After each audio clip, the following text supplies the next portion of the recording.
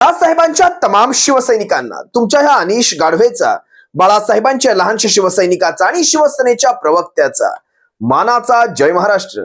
आताच काही वेळापूर्वी या विधानसभेचे अध्यक्ष राहुल नार्वेकर, महाराष्ट्राच्या विधानसभेचे अध्यक्ष राहुल नार्वेकर, ज्यांना आपण प्रिसाइड ज्युडिशियल म्हणतो, प्रति न्यायालय म्हणतो, एक ट्रिब्युनल म्हणतो, यांनी त्यांची पथ्य पाळायची असतात. त्यांनी त्यांचे काही संकेत पाळायचे असतात. ज्या वेळेस अशा प्रकारचे निकाल द्यायचे असतात, म्हणजे उद्या 4 वाजता या निकालाचं वाचन व्हायला सुरुवात होईल, त्याच्या अगोदर त्यांनी मीडिया समोर यायचं नसतं, या निकालाप्रती काही भाष्य करायचं नसतं. हे त्यांचे संकेत आहेत, तसे प्रोटोकॉल आहेत. पण त्यांनी सगळे प्रोटोकॉल हे फाट्यावर मारलेले आहेत. वर मीडिया समोर येऊन टेंभा मिरवत आहेत की मी काहीही करू शकतो. त्यांनी काय विधानं केली आहेत? त्यांचं पहिलं विधान की मला सुप्रीम कोर्टाने असे कुठलेही निर्देश दिलेले नाहीत की माझ्या या निकाल कार्यकाळामध्ये, या निकाल ठरवायच्या काळामध्ये तुम्ही तुमच्या मतदारसंघाची कामं करायची नाहीत. आता हे महाशय इतके हुशार आहेत, मी ऐकलंय की हे कुठेतरी ऍडव्होकेट झालेले आहेत. आता देवेंद्र फडणवीसांसारखे डॉक्टर किंवा एकनाथ शिंदेसारखे कुठूनतरी डॉक्टरेट मिळवली असलेले ऍडव्होकेट पण मिळतं की नाही मला माहित नाही, पण हे कुठेतरी ऍडव्होकेट आहेत. त्यांना कायद्याची काही कलमतर माहिती असायला पाहिजेत, किंवा पथ्य, काही संकेत, काही प्रोटोकॉल माहित असायला हवेत की आपण ज्या वेळेस निकाल वाचन करणार आहोत, उद्याचा दिवस तो आहे, आज कमीत कमी, आजच्या दिवस कमीत कमी आपण ही पथ्य पाळायला हवी होती. आता दुसरी गोष्ट, ह्यांनी ज्या वेळेस अशा प्रकारचा तो एक सेफ्टी घ्यायचा प्रयत्न केला, सेफ राहायचा प्रयत्न केला की मी माझ्या मतदारसंघाची कामं घेऊन गेलेलो आहे. सगळ्यात पहिला नियम सांगतो, विधानसभेचे अध्यक्ष कुठल्याही राज्याच्या मुख्यमंत्र्याला जाऊन भेटत नाहीत. त्यांना जर तशी भेट घ्यायची असेल तर राज्याच्या मुख्यमंत्र्यांना ते स्वतःकडे बोलवू शकतात. तशा प्रकारचे त्यांना अधिकार आहेत. त्यांच्या पदाचा तो सन्मान आहे. बघायला गेलं तर अधिकार म्हणण्यापेक्षा तो पदाचा सन्मान आहे.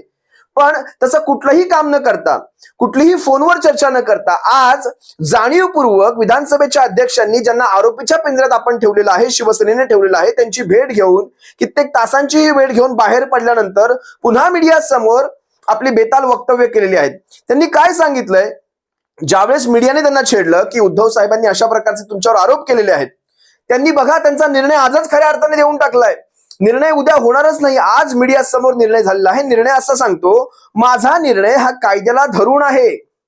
म्हणजे समजलात, मीडिया समोर ज्या प्रकारे मागे आरोपीला भेटलेले आहेत, बाहेर येत आहेत आणि सांगतात माझा निर्णय हा कायद्याला धरून आहे. मग आज काय मुख्यमंत्र्याला सांगायला गेले होते? हे विचार करा शिवसैनिकांनो. काय उद्या निकाल वेगळा लागणार नाही, काहीही वेगळा लागणार नाही. त्यामुळे उद्धव साहेबांनी अतिशय योग्य पद्धतीने शिवसैनिकांना आजच निकाल सांगून टाकलेला आहे. माझ्या निर्णयात कायद्याची मोडतोड झालेली नाही. अगदी योग्य बोललात, ही गोष्ट अतिशय योग्य बोललेले आहेत. हे लवाद, हे ट्रिब्युनल, सो कॉल्ड, आमच्या नजरेत ह्यांची किंमत शून्य आहे. आणि ह्यासारख्या माणसांमुळे आम्ही त्या कायद्याची किंमत देखील शून्य, भविष्यात कदाचित आमच्या नजरेत कायदा देखील शून्य होऊन जाईल. कारण असे कायदे काय कामाचे, जे उघड्या डोळ्यांनी पाहतात अत्याचार होतोय, उघड्या डोळ्यांनी दिसतंय त्यांना अत्याचार घडतोय, पण हे कायदे काहीच करू शकत नाहीत. 8-8, 9-9, 10-10 महिने, 15-15 महिने, 1.5-1.5 वर्ष हे कायदे काहीच करू शकत नाहीत. असे कायदे काय कामाचे? जर असा प्रश्न सर्वसामान्यांच्या मनात येऊ लागला तर मात्र काय करायचं? कायद्यावरचा विश्वास उडून जाईल. शेवटी तारीख पे तारीख आणि तारीख पे तारीख. काय म्हणतात बघा ना, हे टघे सगळे काय म्हणतायत? माझ्या निर्णयात कुठल्याही कायद्याची मोडतोड झालेली नाही. साहेब कशी होईल?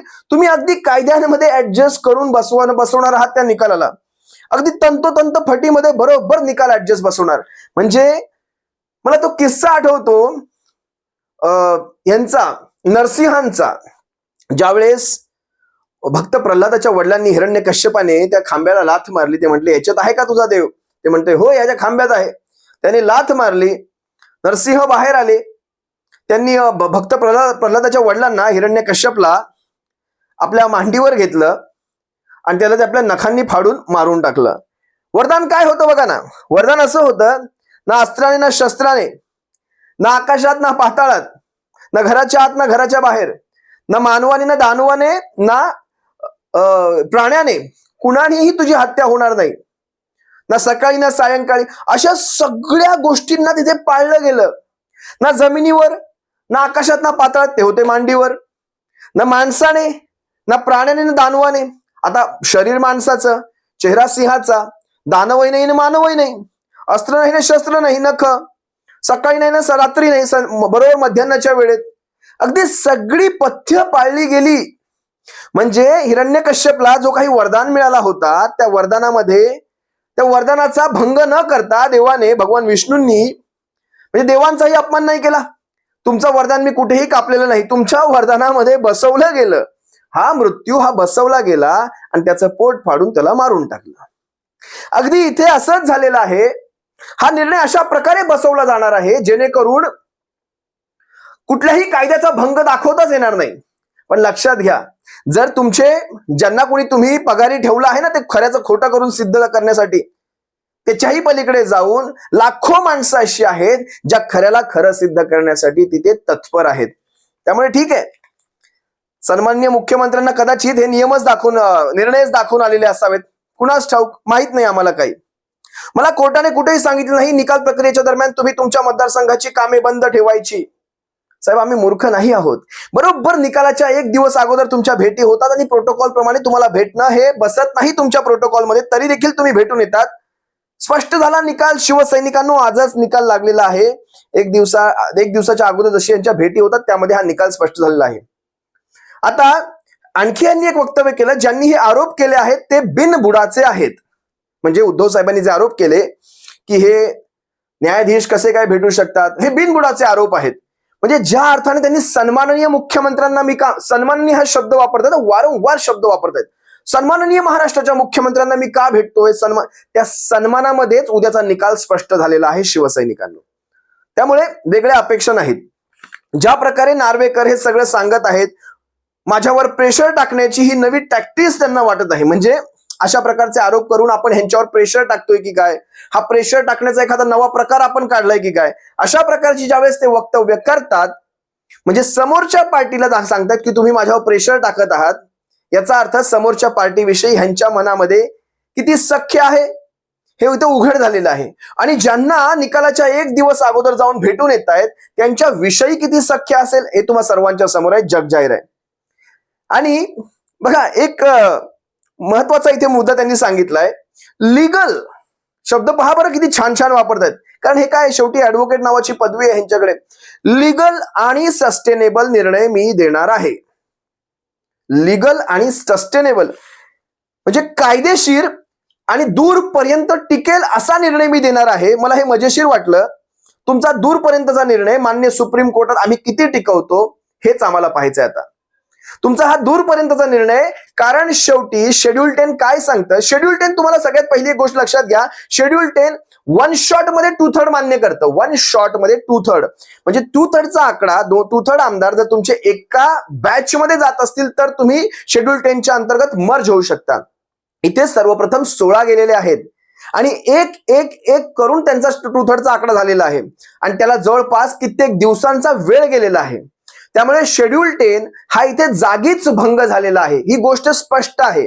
सुप्रीम कोर्ट स्प्लिट मानत नाही.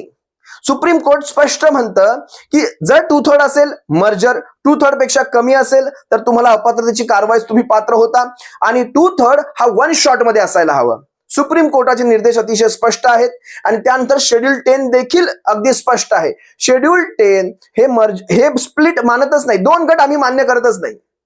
2 गट मान्य नाही. तत्कालीन परिस्थितीमधला राजकीय पक्ष हा ज्याच्याकडे आहे त्याचाच व्हीप लागू होतो. That's it. केस इथेच संपते.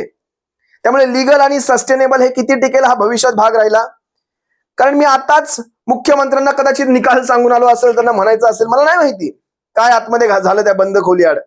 पण एक गोष्ट लक्षात घ्या शिवसैनिकांनो, जानेवारी फेब्रुवारीच्या काळामध्ये ज्यावेळेस यांनी डॅव्होस मध्ये वर्ल्ड इकॉनॉमिक फोरम होईल, त्या वर्ल्ड इकॉनॉमिक फोरमचं टाइम टेबल यांनी आताच प्रसिद्ध करून टाकलंय. जानेवारी फेब्रुवारीचं डॅव्होस मध्ये वर्ल्ड इकॉनॉमिक फोरमचं जर टाइम टेबल तुम्ही आताच प्रसिद्ध केला असाल, याचा अर्थ तुम्ही किती शुअर आहात, तुम्ही किती ठाम आहात की निर्णय काय लागणार आहे.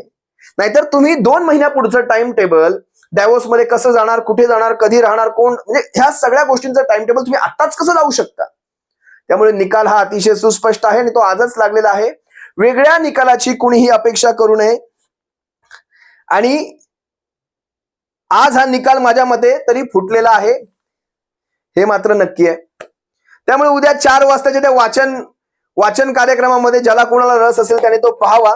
आपला निकाल माननीय सुप्रीम कोर्टामध्ये जाणार आणि तिथूनच तो टिकणार देखील. लीगल आणि सस्टेनेबल निकाल हा माननीय सुप्रीम कोर्टामध्येच आपल्या बाबतीत होणार हे मात्र तुम्हाला या क्षणी मी सांगतो आणि तुर्तास तुमची रजा घेतो. सप्रेम जय महाराष्ट्र बाळासाहेबांच्या शिवसैनिकांनो, काळजी घ्या. जय महाराष्ट्र.